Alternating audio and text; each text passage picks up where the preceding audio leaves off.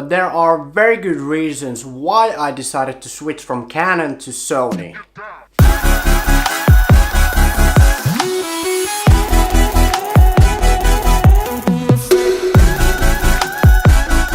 How's it going, guys? My name is Jussi. I'm a filmmaker who likes to make travel videos, vlogs and filmmaking related videos like this one. So my first camera was the Canon G7X Mark II, a point and shoot camera. Then I bought my first DSLR, the Canon 200D or SL2, and it's a fantastic first camera for a beginner YouTuber, vlogger, filmmaker, and I used it for a while as my main camera, but then I quickly realized that I need a camera with a bit more pro features, and that's when I decided to buy the Sony a6500. And here are a couple of reasons why I decided to do so. So the things that I need from a camera which the Sony a6500 has are 120 frames per second slow motion, 4K, amazing low light performance, inbuilt time-lapse feature, and best bang for your buck. So the reason why I need such a high frame rate is that I shoot a lot of cinematic B-roll with a lot of slow motion, and when you have the ability to shoot in 120 frames per second, you can slow it down to 20%, which looks a lot more cinematic and dramatic than, for example, 60 frames per second. The other benefit is that when you're shooting at 120 frames per second, then it means that you can have only 1 second of usable footage, and when you play it back in 24 frames per second slow motion, it equals to 5 seconds of usable footage. It makes it a lot easier to get those shots nailed when you want to shoot in slow motion. The amazing low light performance of the Sony a6500 is very important for me because I do a lot of vlogging in these low light situations, like in restaurants, concerts, and also in Finland during winter and autumn.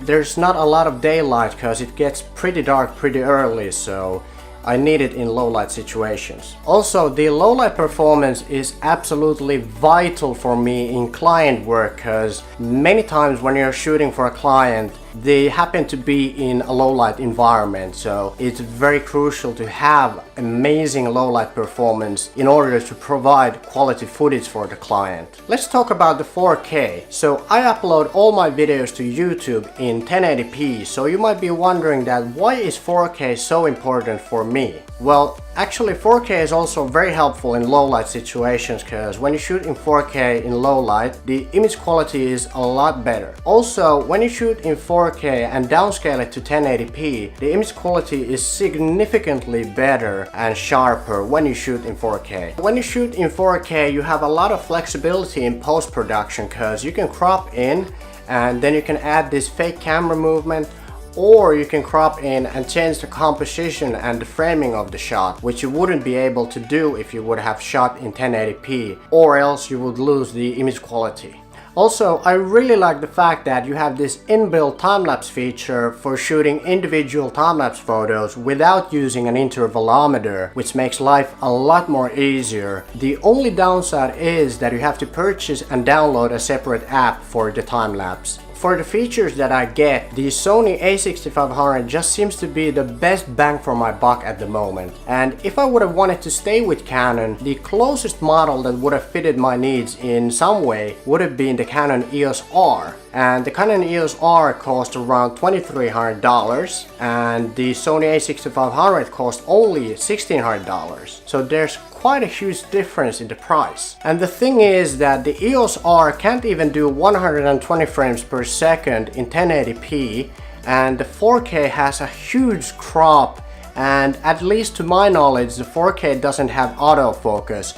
So those are huge deal breakers for me. Now, that being said, there are several things that I miss about Canon cameras that the EOS R has and the a6500 doesn't have, which are the flip out screen, which is fantastic for vlogging and filming yourself like now. Also, the menu system in Canon cameras is very simple, very user friendly and logical, whereas in Sony cameras like the a6500, the menus are very complicated and not very intuitive. Also, the battery life in Canon cameras are usually a lot better, and the A6500's battery life sucks. The color science, which is pretty well known in Canon cameras, is very good in Canon cameras because it's pretty good straight out of camera, whereas with the Sony cameras you have to do a little bit more color grading and tweaking with the colors to get them right. But I must say that gear isn't the most important thing when it comes to filmmaking and making videos. It's about your creativity and the content that matters the most. It's about how you use your gear to get the most out of it and to get the best results. So I think it's more about figuring out what are the most important features and capabilities of a camera for your needs,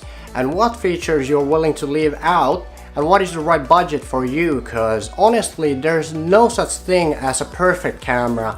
There's only the right camera for your needs. Honestly, I can't even say which brand is better, Sony or Canon, because like I said, I love them both.